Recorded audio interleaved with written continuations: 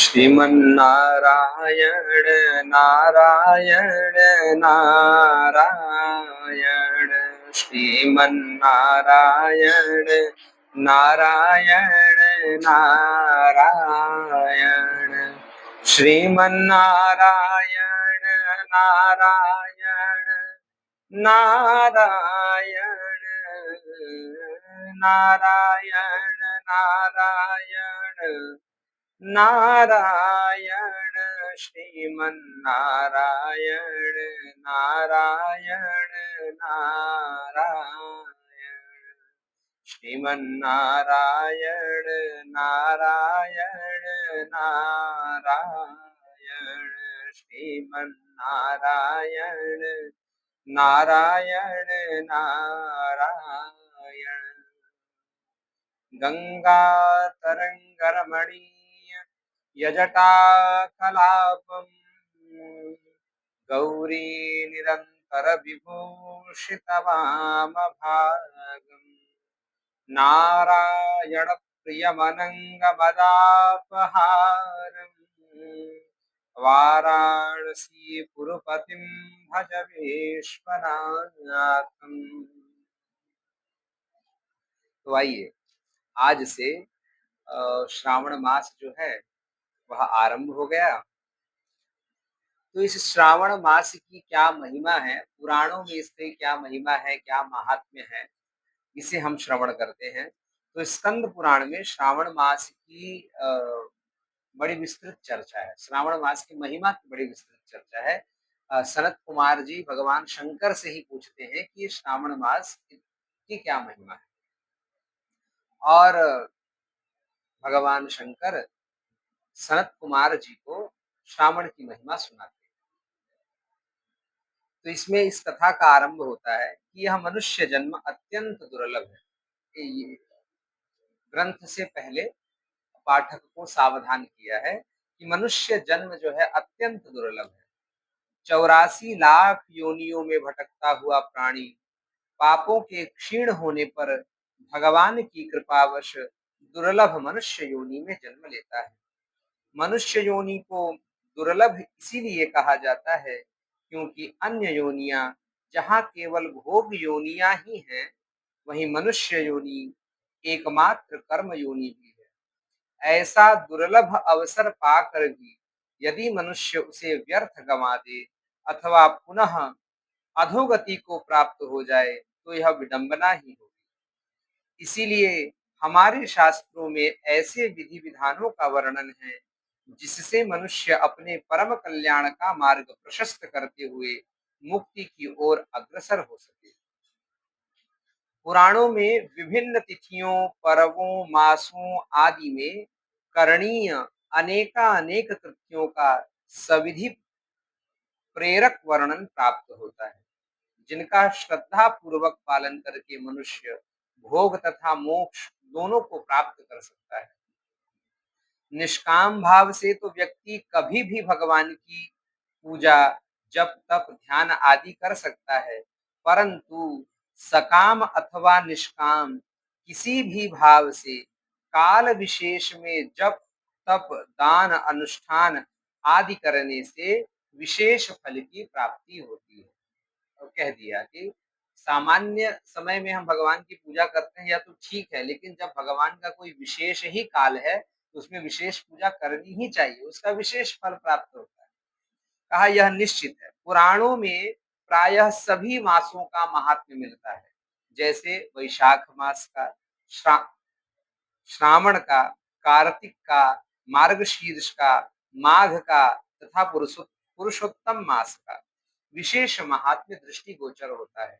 इन मासों की विशेष चर्या तथा दान, जप, तप, अनुष्ठान का विस्तृत वर्णन ही नहीं प्राप्त होता, अपितु उसका यथाशक्ति पालन करने वाले बहुत से लोग आज भी समाज में विद्यमान हैं।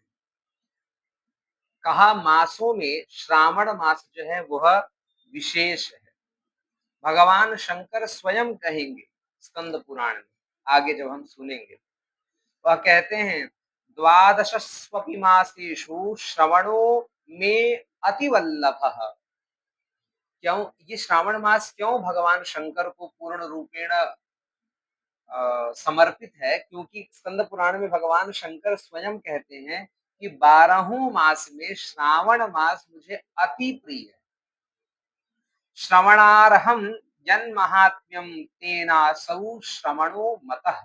इसका नाम श्रावण इसलिए है कि इसमें महात्म्य सुनने का भाव है। मतलब इसमें महात्म्य सुनना ही चाहिए। श्रावण मास में श्रवण का बहुत विशेष फल है। कहा श्रवणर्क्षम पौर्णमास्याम ततोपि श्रावण स्मृतः। और एक विधि बता दिया कि क्योंकि पूर्णिमा में श्रवण नक्षत्र पड़ता है इसलिए श्रावण मास इसका नाम है। यस्य यस्य श्रवण मात्रेण सिद्धिदः श्रावणोप्यतः। कहा अर्थात 12 मासों में श्रावण मुझे अत्यंत प्रिय है। इसका माहात्म्य सुनने योग्य है, अतः इसे श्रावण कहा जाता है। इस मास में श्रवण नक्षत्र युक्त पूर्णिमा होती है, इस कारण भी इसे श्रावण कहा जाता है। इसके माहात्म्य के श्रवण मात्र से यह सिद्धि प्रदान करने वाला है, इसलिए भी यह श्रावण संज्ञा वाला है। श्रावण मास चातुर्मास के अंतर्गत होने के कारण उस समय वातावरण विशेष धर्ममय रहता है। मतलब चौमासा का पहला मास है ना चातुर्मास। जगह जगह प्रवासी सन्यासी गणों तथा विद्वान कथा वाचकों द्वारा भगवान की चरित्र कथाओं का गुणानुवाद एवं पुराण आदि ग्रंथों का वाचन होता रहता है। जलाभिषेक श्रावण मास भर शिव मंदिरों में श्रद्धालु जनों की विशेष भीड़ होती है। प्रत्येक सोमवार को अनेक लोग व्रत रखते हैं तथा प्रतिदिन जलाभिषेक भी करते हैं। जगह जगह कथा सत्रों का आयोजन काशी विश्वनाथ, वैद्यनाथ, महाकालेश्वर आदि 12 ज्योतिर्लिंग तथा उपलिंगों की ओर जाते हुए कांवरियों के समूह, धार्मिक मेलों के आयोजन, भजन कीर्तन आदि दृश्यों के कारण वातावरण परम धार्मिक हो उठता है। महाभारत के अनुशासन पर्व में महर्षि अंगिरा का वचन है श्रावणम नियतो मासम एक भक्तेन यः क्षिपेत यत्र तत्राभिषेकेण युज्यते युज्यते ज्ञातिवर्धनः। अर्थात देखिए ज्ञातिवर अर्थात कैसे हमारी इस जाति हमारे कुल का वर्धन होगा। विधान बताया महाभारत में।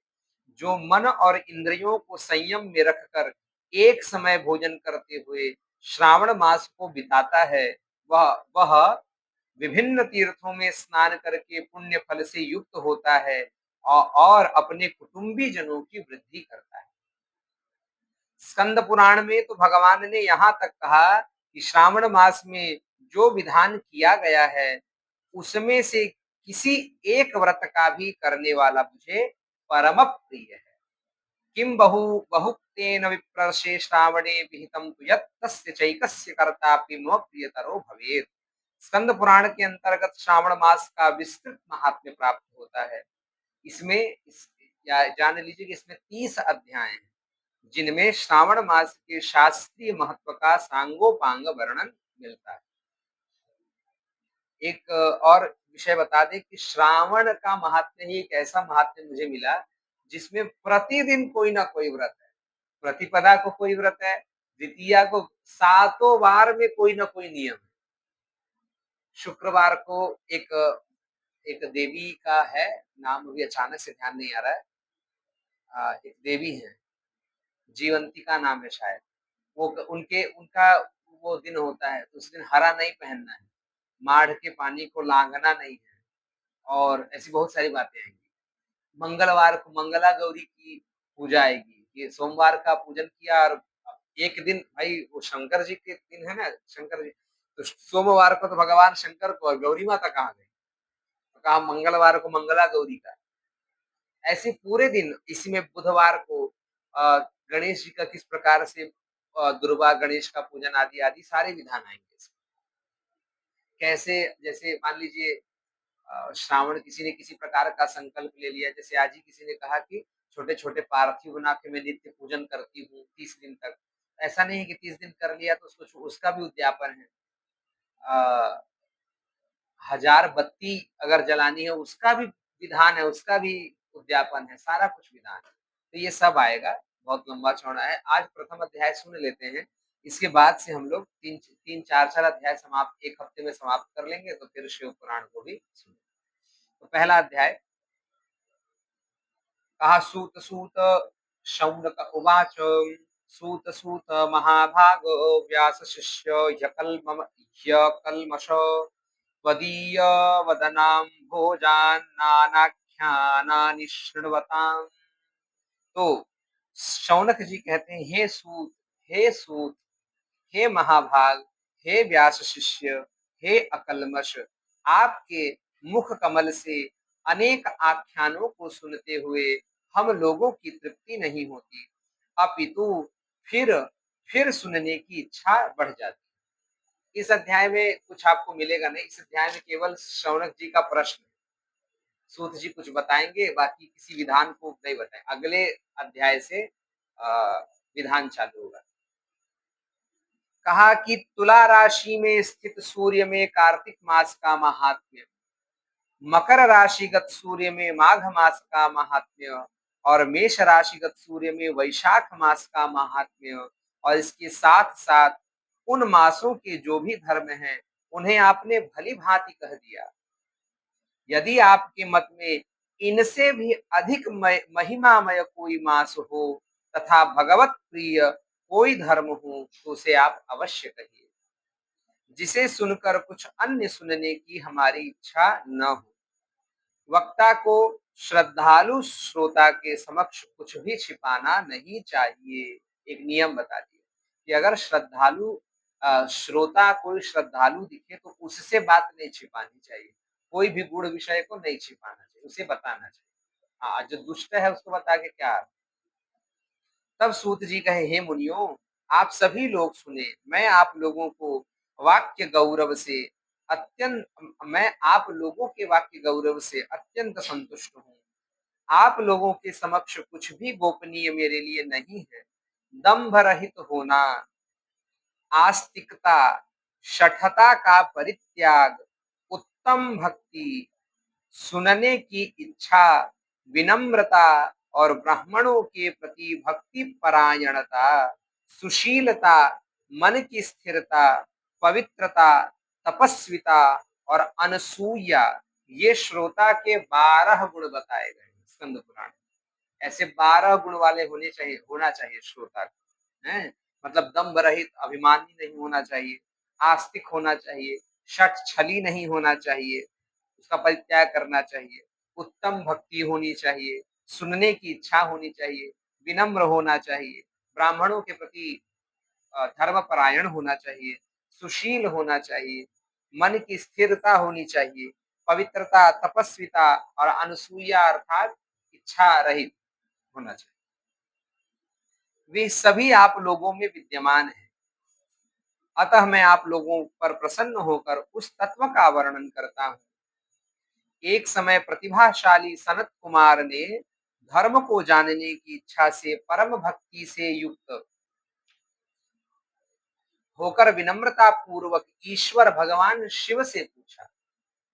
सनत कुमार बोले, योगियों के द्वारा आराधनीय चरण कमल वाले हे देवदेव, हे महाभाग, हमने आपसे अनेक व्रतों तथा बहुत प्रकार के धर्मों का श्रवण किया, फिर भी हम लोगों के मन में सुनने की एक अभिलाषा है।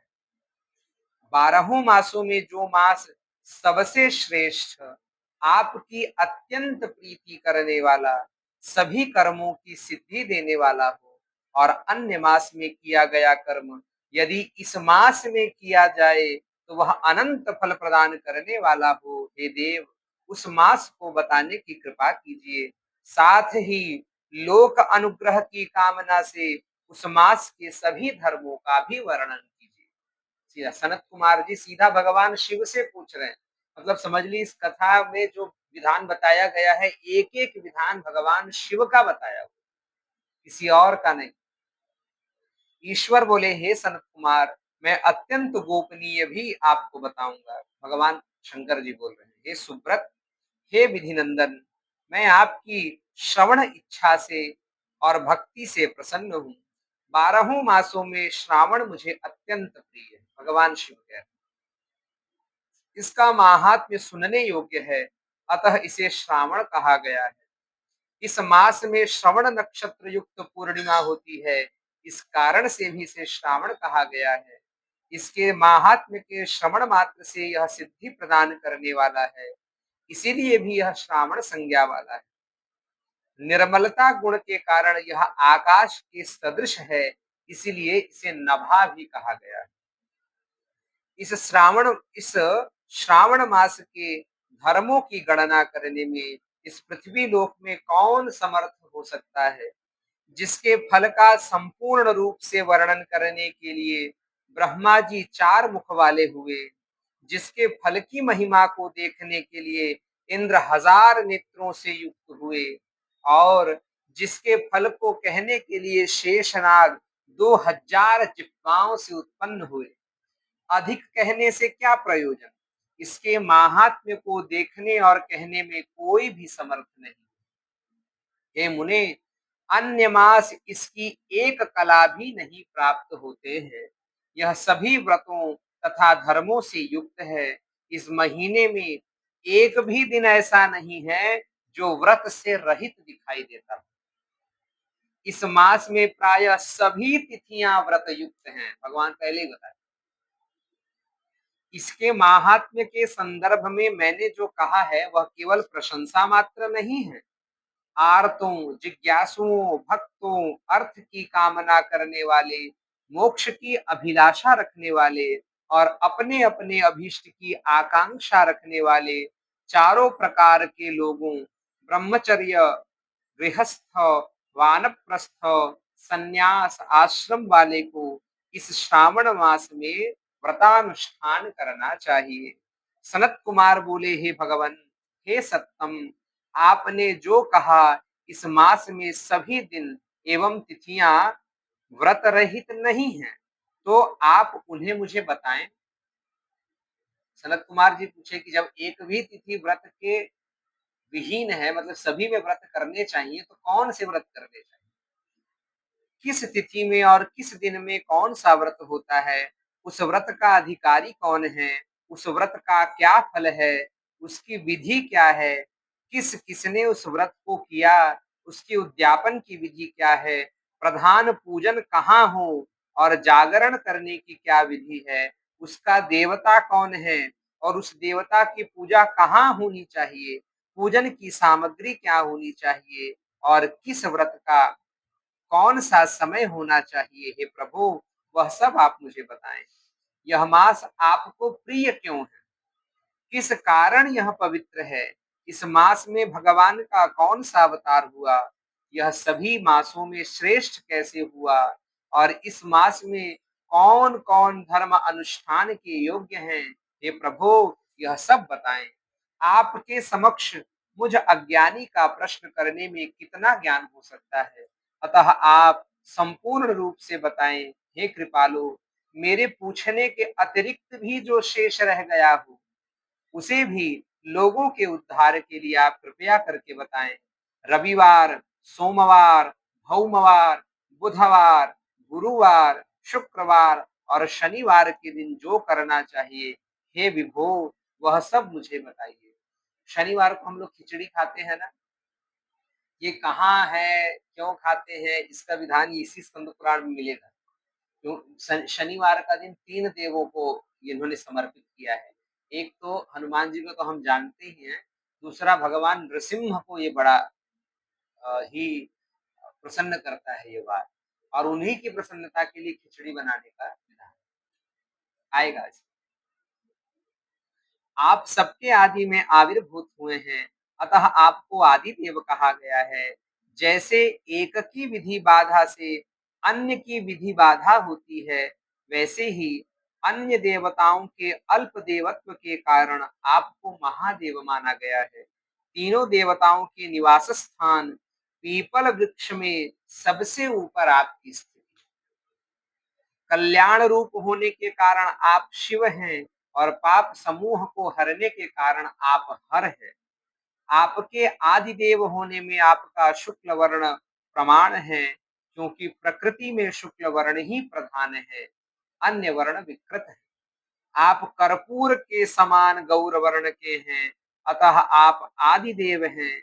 गणपति के अधिष्ठान रूप 4 दल वाले मूलाधार नाम के चक्र से ब्रह्मा जी के अधिष्ठान रूप 6 दल वाले स्वाधिष्ठान नामक चक्र से और विष्णु के अधिष्ठान रूप 10 दल वाले मणिपुर नामक चक्र से भी ऊपर आपके अधिष्ठित होने के कारण आप ब्रह्मा तथा विष्णु के ऊपर स्थित हैं। यह आपकी प्रधानता को व्यक्त करता है। हे देव, एकमात्र आपकी ही पूजा से पंचायतन पूजा हो जाती है, जो कि दूसरे देवता की पूजा से किसी भी तरह संभव नहीं है। आप स्वयं शिव हैं। आपकी बाईं जंघा पर शक्ति स्वरूपा दुर्गा, दाहिनी जंघा पर गणपति, आपके नेत्र में सूर्य तथा हृदय में भक्तराज भगवान श्री हरि विराजमान हैं। अन्न के ब्रह्मा रूप होने तथा रस के विष्णु रूप होने और आपके उसका भोक्ता होने के कारण हे ईशान, आपके श्रेष्ठत्व में किसे संदेह हो सकता है। सबको विरक्ति की शिक्षा देने हेतु आप श्मशान तथा पर्वत पर निवास करते हैं। पुरुष सूक्त में मंत्र के द्वारा प्रतिपादन के योग्य हैं, ऐसा महर्षियों ने कहा है। जगत का संहार करने वाले हलाहल गले में किसने धारण किया। महाप्रलय की कालाग्नि को अपने मस्तक पर धारण करने में कौन समर्थ था। संसार रूप अंधकूप में पतन के हेतु कामदेव को किसने भस्म किया। आप ऐसे हैं कि आपकी महिमा का वर्णन करने में कौन समर्थ है। एक तुच्छ प्राणी भी एक तुच्छ प्राणी मैं करोड़ों जन्मों में भी आपके प्रभाव का वर्णन नहीं कर सकता। अतः आप मेरे ऊपर कृपा करके मेरे प्रश्नों को बताएं अथवा उसका उत्तर दें। इस प्रकार श्री स्कंद पुराण के अंतर्गत ईश्वर सनत कुमार संवाद में श्रावण महात्म्य का प्रथम अध्याय संपूर्ण होता है। अब दूसरे अध्याय से भगवान शिव जो हैं वह उत्तर देना चालू करेंगे। तो यहाँ से सारी विधियां हमें पता चलेंगी। तब तक हाथ जोड़ के एक बार भगवान का ध्यान कर लीजिए। श्री कृष्ण गोविंद हरे मुरारे,